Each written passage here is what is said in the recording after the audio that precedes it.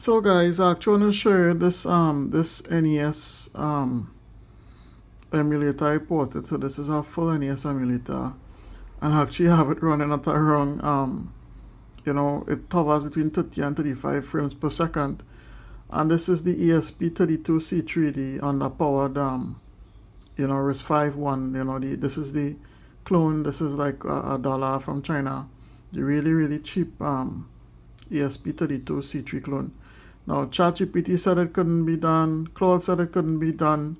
I was looking at it's Fredo or Alfredo or something like that. There's an existing NES emulator for the ESP32, but it unfortunately does not run on the ESP32 C3. There is another emulator I saw, but it wanted the external RAM, PS RAM, and this device has no PS RAM on it. So let's show you the emulator working. So we have the start here. So it's going to be really hard to play and tape at the same time, but I'll try my best. So we'll start, and of course I didn't put song because my main aim was to get it to 30 FPS.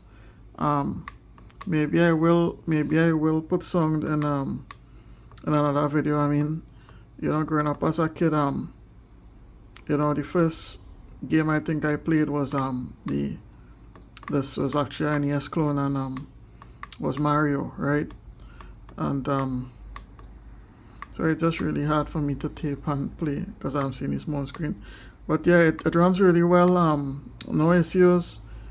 I'll actually do a write-up on my blog how I did the porting, because getting this to work was actually not very easy at all.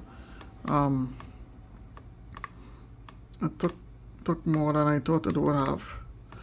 Let's see if I could get up on this right. Yeah, so we have all this stuff working.